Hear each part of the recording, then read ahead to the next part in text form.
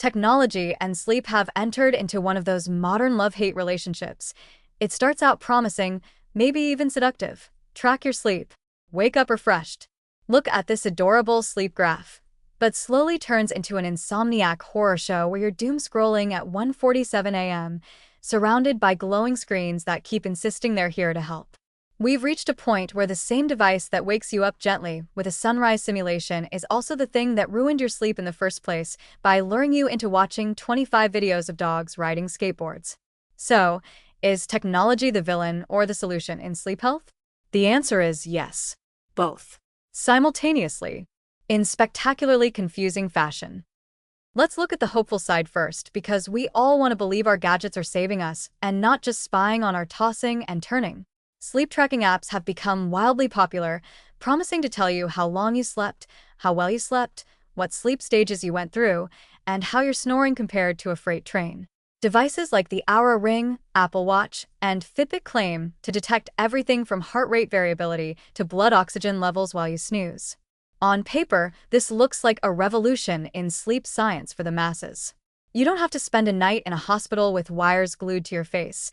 You just wear a ring or put your phone under your pillow. These tools can provide useful insights.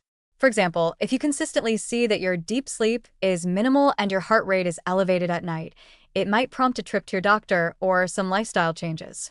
Smart alarms that wake you during lighter sleep phases can reduce grogginess and make mornings slightly less dreadful.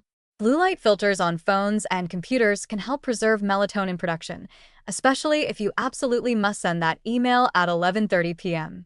There's even tech-enabled meditation apps with sleep stories read by soothing British voices, which are less likely to cause nightmares than whatever's trending on Netflix.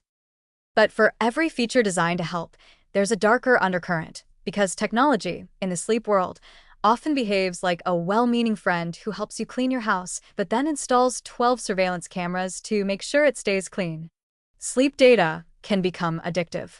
People start obsessing over their sleep score, checking their app first thing in the morning like it's a report card from their mattress. This phenomenon is now so common it has a name: orthosomnia, insomnia caused by the anxiety of wanting perfect sleep data. It's when your sleep app says you got 82% restfulness and now you're panicking because it's not a solid 90. Another issue is the false sense of control. Many sleep tracking gadgets measure only approximations, movement, heart rate, temperature, but can't truly distinguish between sleep stages with clinical accuracy. So when your watch tells you that you only got 7 minutes of REM, it might be guessing. And you, in turn, might spiral into an unnecessary panic spiral and start Googling, "Do I have narcolepsy?" at 3 a.m. while making your sleep problem worse in real time.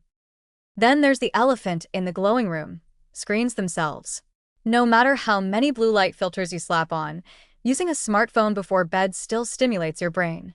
Social media, news, notifications, doom scrolling, and digital rabbit holes all hijack attention and delay bedtime. The very existence of 24/7 entertainment in your pocket is like leaving a bowl of candy next to a toddler and then wondering why they won't sleep.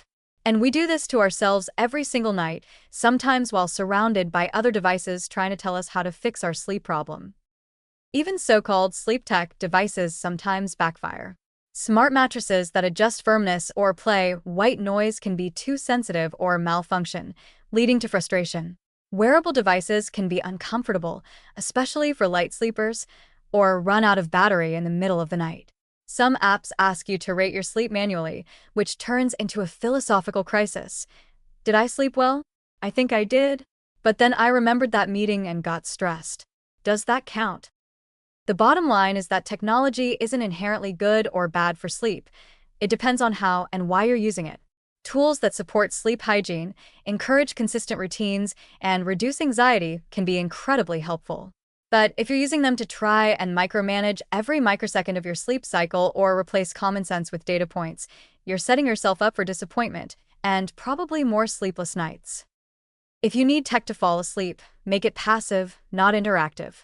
Let your phone read you a meditation. Use a dawn simulator instead of a harsh alarm. Set screen time limits that kick you off your apps before midnight, because you clearly won't do it yourself. And above all, don't let your sleep become another item to optimize into oblivion.